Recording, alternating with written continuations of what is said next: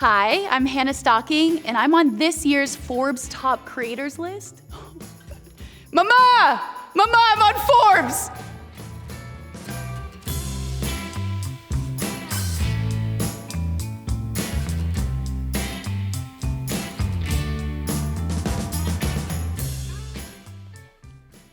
All right, here we go.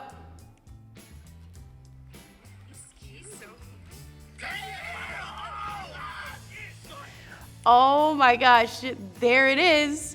That's my first post on Vine, which is guys checking out girls versus girls checking out guys.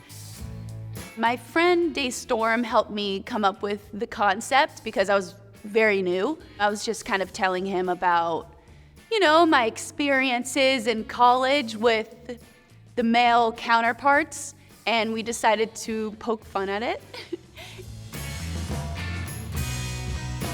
It was really insane because I guess it is a relatable concept that, women and men experience, and it went very viral. I actually got 100,000 followers in one day on Vine, and my friend said, you have a fan base now, you owe it to your fans to come out with more content. We're Vining tomorrow at 11 a.m. sharp, come with 3 ideas. And I was like, whoa. So I did, and now here we are. And I started out on Vine, and I think this was shot about 13 years ago, which is crazy. How, are you able to last 13 years in this industry? And it's really by, creating concepts not many people have seen before, making it original, and always trying new things and being consistent.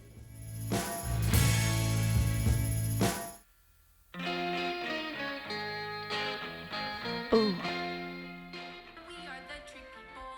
Oh!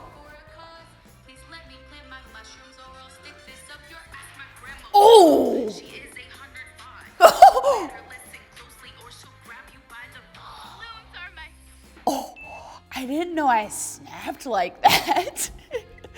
I had just moved to LA because I had just graduated college, and I moved in with my parents because I was super broke. So I was living with them in Glendale, and I decided to make a hippie video because I am originally from Oregon, and I just wanted to really tap into that. At this point, I didn't really know that making videos could be a lucrative career.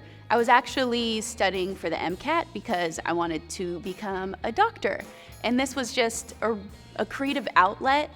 I met some friends at the gym, and they're all comedians, and they're the ones who introduced me to social media, and I just had such a fun time making it, seeing the comments of, some fans or just people who watched it saying that, hey, I was having a rough day, and this just turned it around, thank you so much. That kind of made me really keep going. It was a lot of work, but I was also very used to it because I was used to studying in the library for 8 hours a day with, my double major that I did. And I had a great time doing it, and then really switched career paths into becoming a content creator.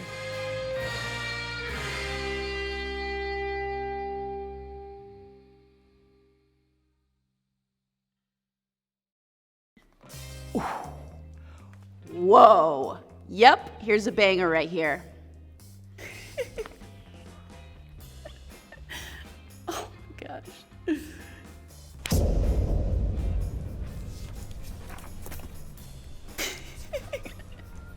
He's crazy.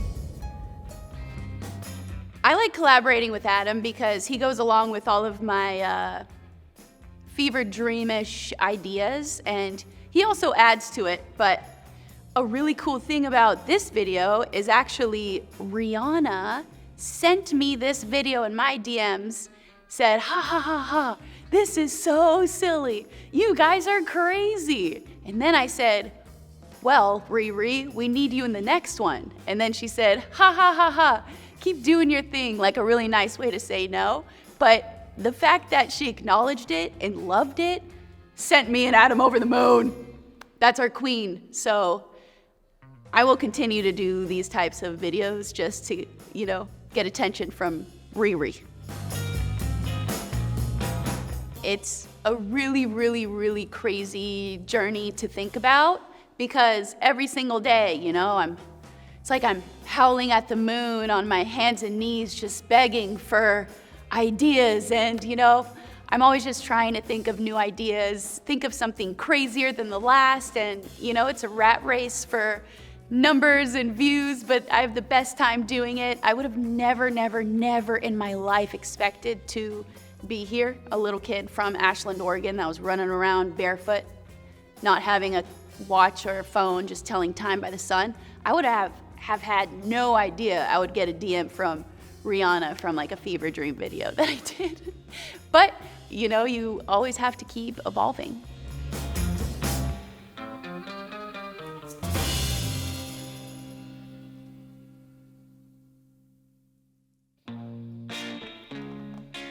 Yo, what up, Hannah? You playing FIFA? I'm playing Little Ninja, bro. What? Yeah, right, that dude is the best in the world. I might win. You're kidding, right? If I beat him, it's gonna go so viral. I loved making this video. It was a long day, a long night. I was living at my parents' house still, so we would rent out off of like Peerspace or Gigster houses, and the shoot went a little late. And as we were wrapping up, I think like we almost caused a divorce because the people who own the house were like, I can't believe you rented our house out again. And we're like, ah. Like they're talking to the husband, you know what I mean? But that was just a crazy one. And then we would sneak into my house and try to film as quietly as we can to not wake up my dad, because then he would get mad. So it was like we were always sneaking shots and trying to make the best of it, and it did. This brand deal video on YouTube timeline has 42 million views, which is crazy. Balancing the authenticity while working with brands, I think it's really important, it's especially for me and my platform, to remain really relatable and kind of create a relatable concept that is also shareable. Because I want the video to do super well, because I love creating long-term lasting brand partnerships, and I want to make the video go as viral as possible. I would say advice for other creators or people that are looking to branch off from content creating to new ventures is to, stay authentic, still work your tushy off. Sorry, I almost said the A word. Work your tushy off. Always be consistent in the space, because I see sometimes people make the full transition from internet to traditional and they kind of forget about their internet presence, and then they regret it immensely. And so that's one thing I'm never gonna do. I'm never gonna forget my internet presence. And always try to separate yourself from the others.